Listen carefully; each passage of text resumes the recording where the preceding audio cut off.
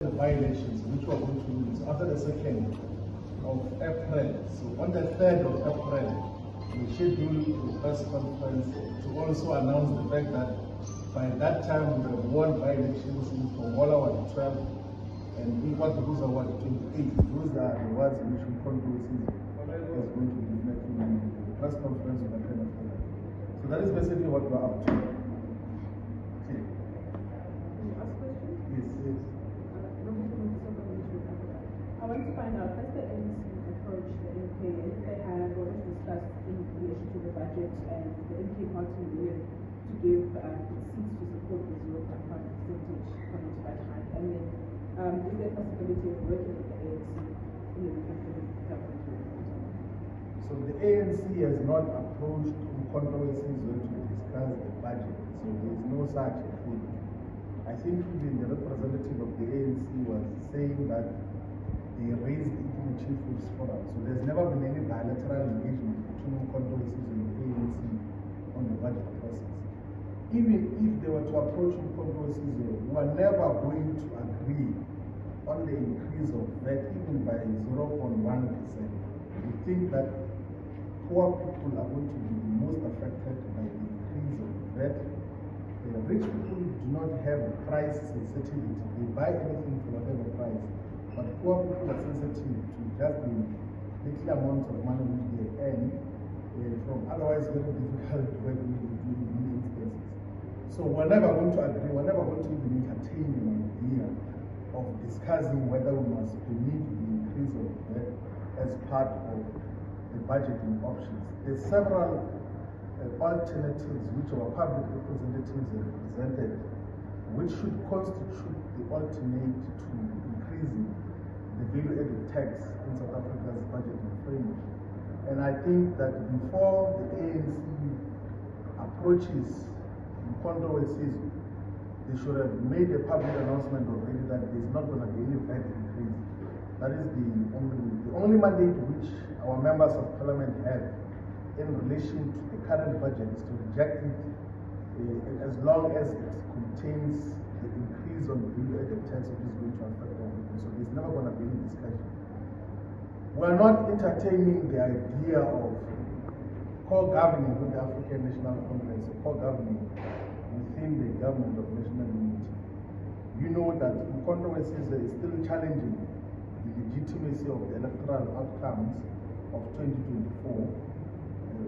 The outcomes of that might take us to govern.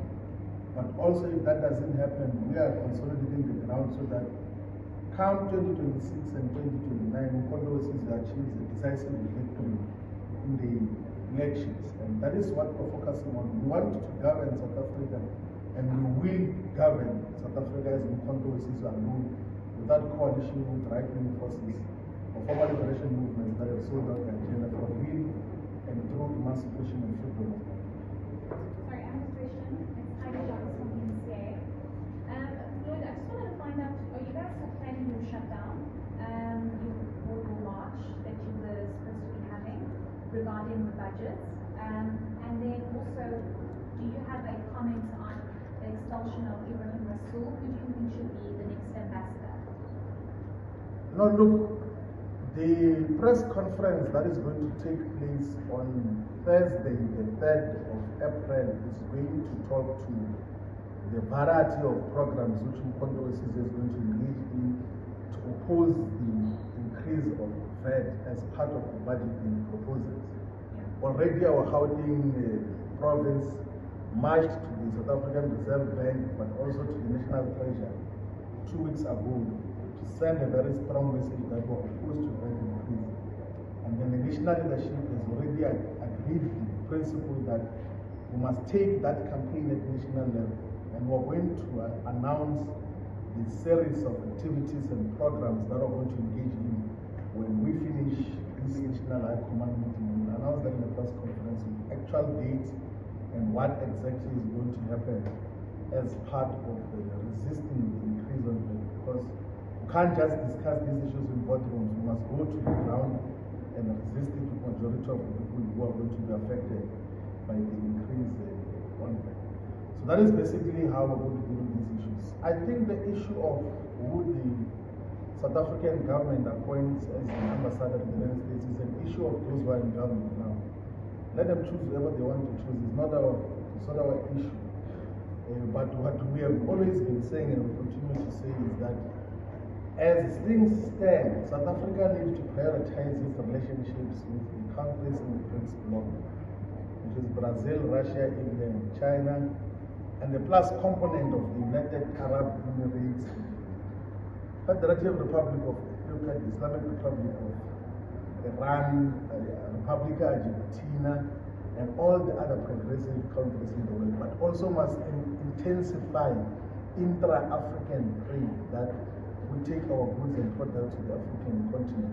This over-reliance and dependence on the American market is subjecting us to ridicule, is subjecting us to being treated like our children.